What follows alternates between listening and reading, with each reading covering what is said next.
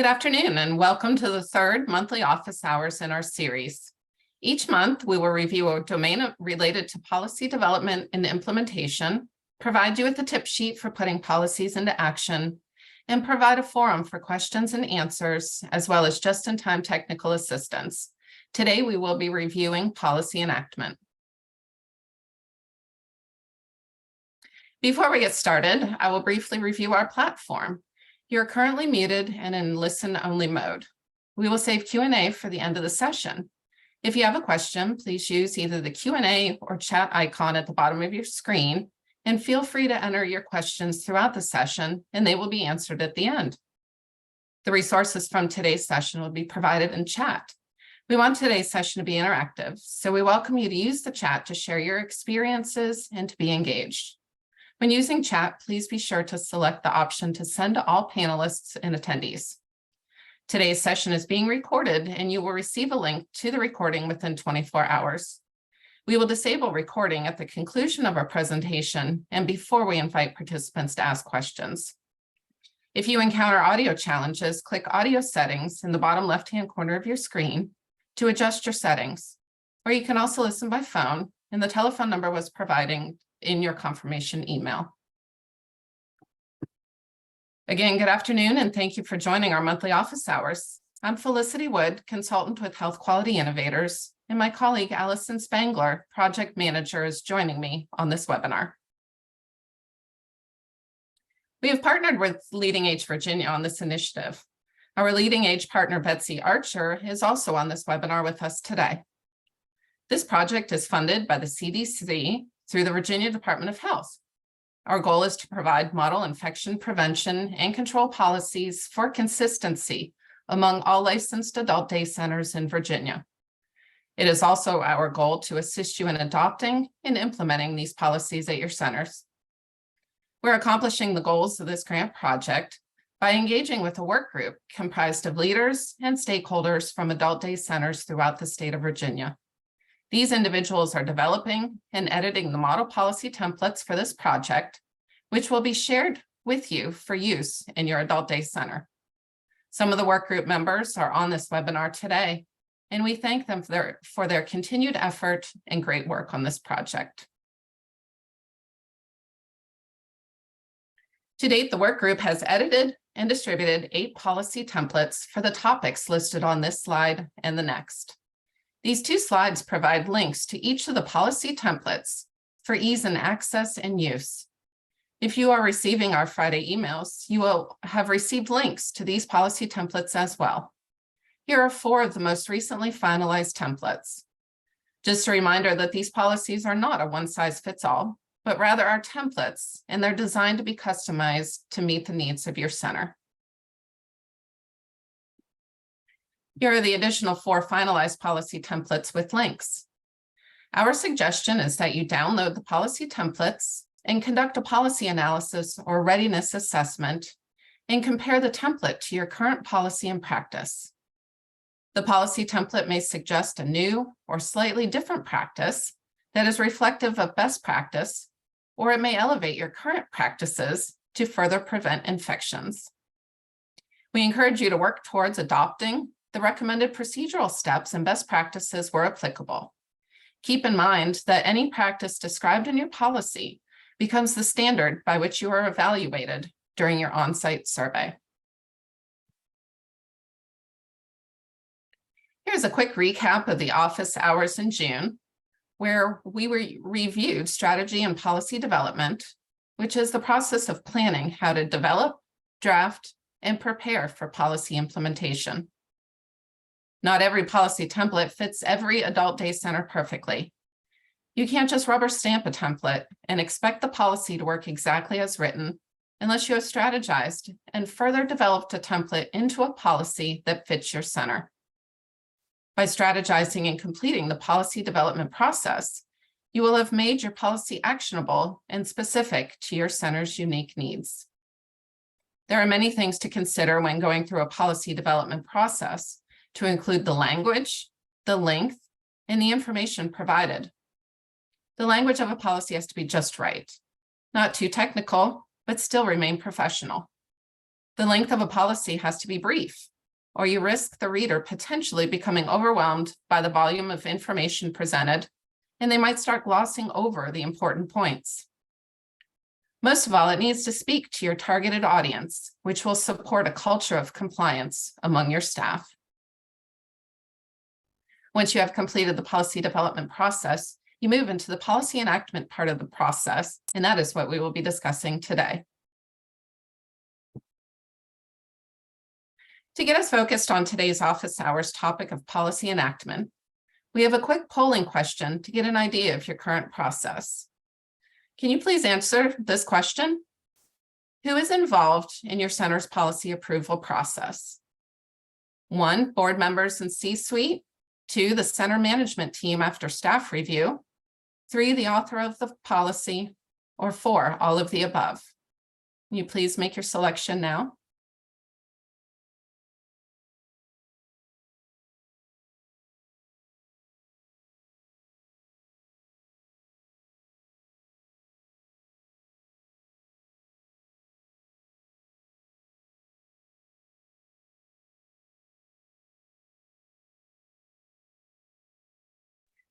All right, Felicity, I'll end the poll.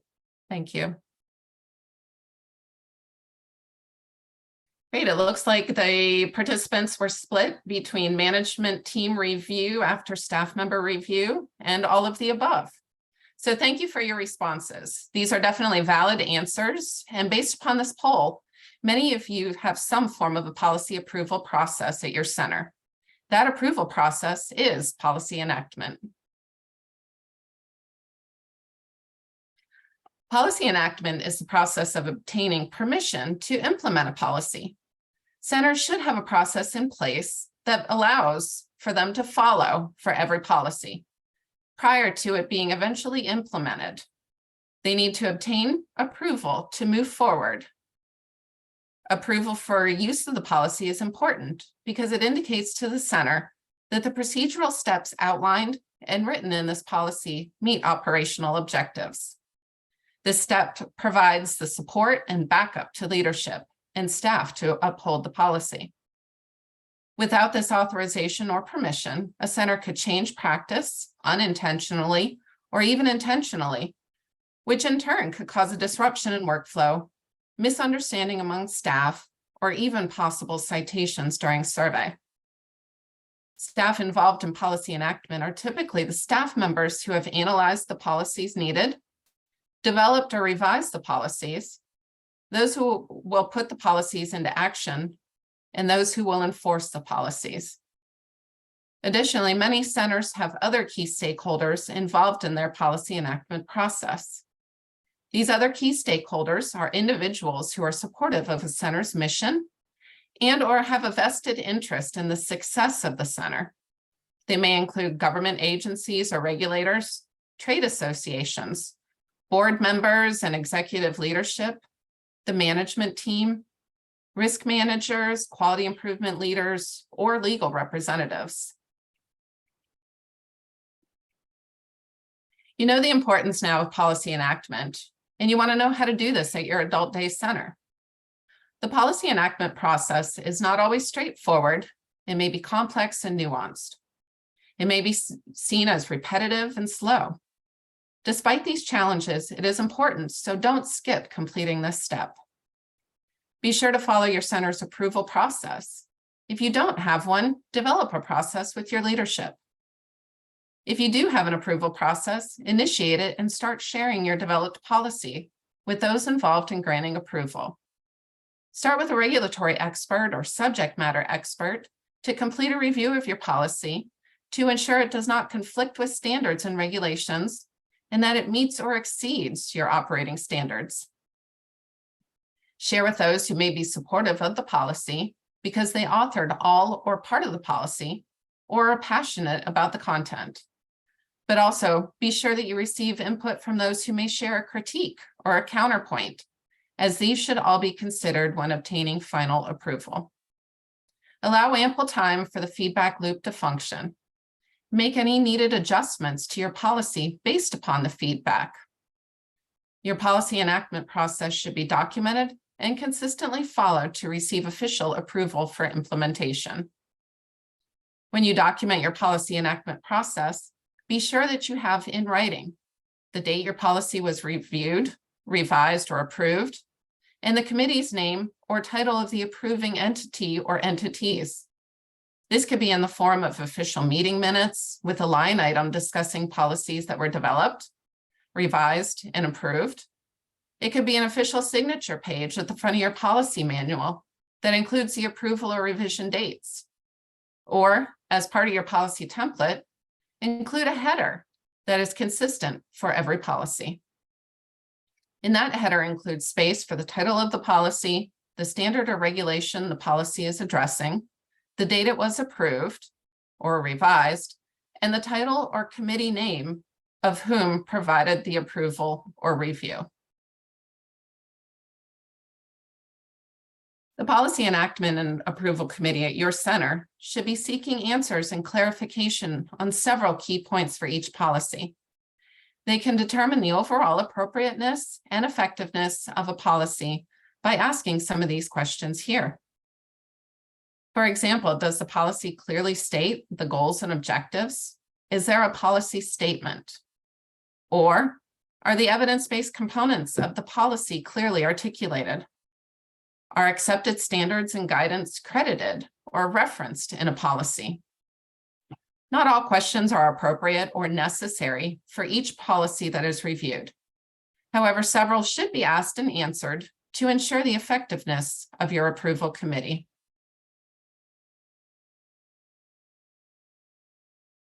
In addition to being a sound operating practice, there are several benefits to implementing a policy enactment process at your center.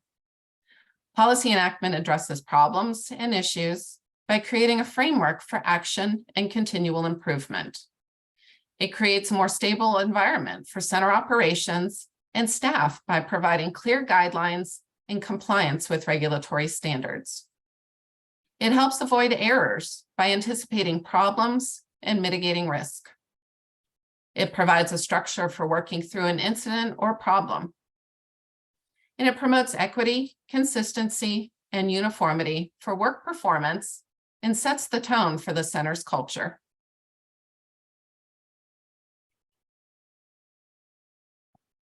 Of course, no process is perfect, and some challenges may present themselves as you go.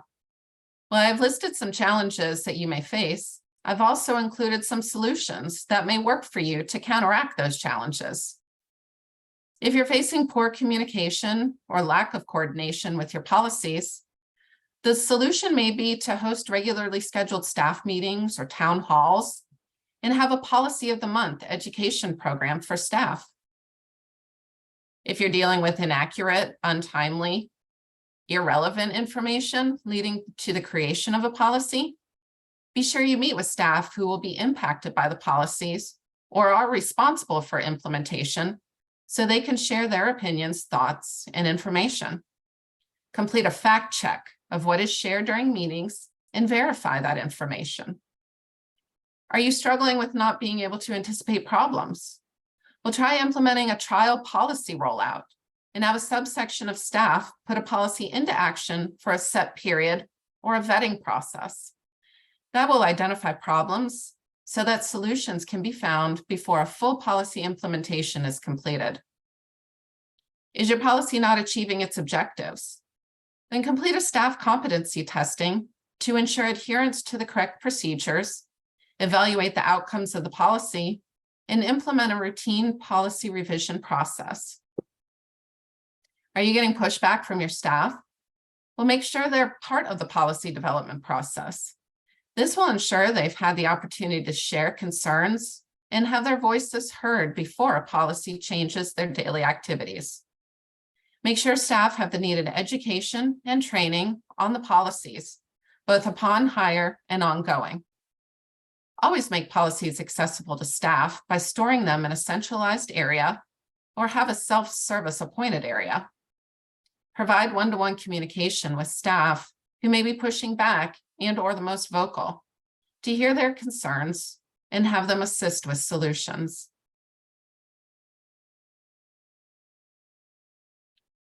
Plan for compliance and eventual rollout using some of these policy enactment tips. This will help your process to move forward more smoothly.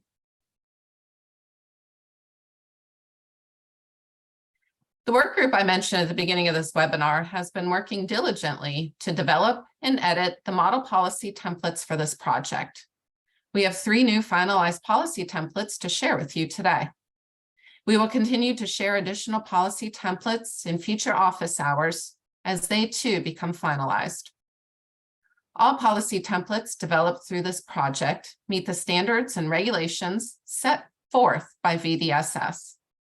All policy templates have been reviewed by a team of infection preventionists for content and accuracy, and have also been reviewed by VDSS to ensure the templates do not conflict with or make it more difficult to comply with Virginia Adult Daycare Center regulations.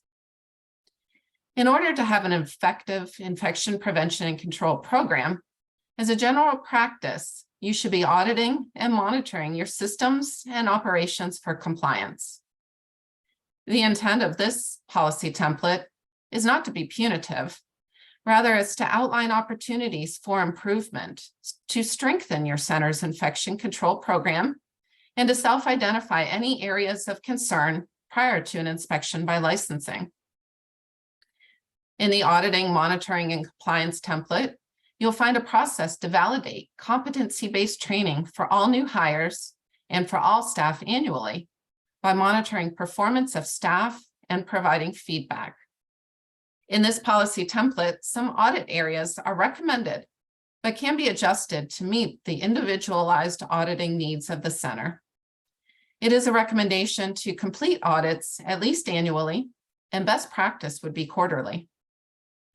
We have provided actual audit tools to assist you through this process, as we realize for many centers, this may be a newer process to implement. All audit tools have been customized to the adult day center setting and are linked in this policy. If a center does not wish to implement the full policy template provided, maybe because they are new to the auditing process, but would still like to dip their toes in the water, so to speak, we also have created a tip sheet on the audit tool use and recommendations. This provides instructions for use of the tools and an overview of 2 different types of auditing and monitoring that you could implement at your center. The audit tools are linked on this tip sheet as well. The second policy template to share is environmental cleaning. This template provides information about general cleaning and disinfection practices, appropriate PPE use when cleaning, the proper cleaning order, surface cleaning, and body fluid spill cleanup. A great perk in this policy template is a sample cleaning schedule that is available for your use. As several centers are diluting bleach routinely, don't forget that manual dilution of bleach has precautions and protocols that must be followed to prevent a possible tag during survey. This policy template outlines proper use of bleach solutions. And this template also focuses on the posting of visual alerts and signs with chemical uses and instructions for staff. There is also a section in this template dedicated to providing protocols for cleaning areas that are used for separation and isolation of individuals, both participants and staff, who may become sick while at your center. Finally, we would like to share the participant care, equipment, devices, and supplies policy template. This template covers the important process of handling, storage, and cleaning of the equipment and supplies that are reusable by your participants. It's worth pointing out that this template includes procedural steps for storing clean equipment in a location that is separate from in-use or dirty equipment. Be sure you have a clean equipment area that is well marked with signage and clearly defined boundaries. Are you ready to get started with policy enactment at your center? And you're asking, where do you start? Well, develop your policies and prepare them for higher level review and approval. Review your center's policy enactment process. Do you have stakeholders involved in the process who are both supportive of your efforts, as well as those who may voice concerns or counterpoints for consideration? If you don't have a process or need to include additional individuals in this process, reach out to them now to get them involved. Share your policies according to your center's enactment process and allow ample time for feedback. Revise your policies as necessary based upon the feedback and share again for additional review. Understand that policy enactment can be a slow process that may require several attempts. This can be repetitive, but it is part of the process. Policy enactment is complete when your policy has been authorized and approved for use. Remember to include documentation that your policy has been approved. This documentation should be included on your policy itself, in official meeting minutes, be included in your policy manual, or other key places. The documentation should list the date the approval or revision was completed, and the name of the committee or titles of those responsible for approving policies at your center. And then participate in next month's office hours to learn the next step in the policy process, which is policy implementation. As we conclude today's office hours, we'd love your feedback through another polling question. Based on the information shared during today's webinar, what is your next step at your Adult Day Center? Will you be working with leadership to develop an enactment process? Review our policy enactment process to be sure we include key stakeholders and are following our process.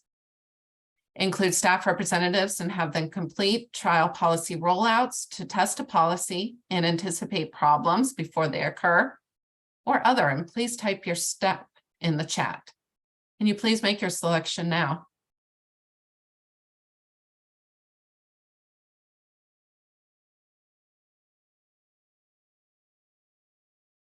Give everyone a couple more seconds. All right, Felicity, I'm going to end the poll. Thank you.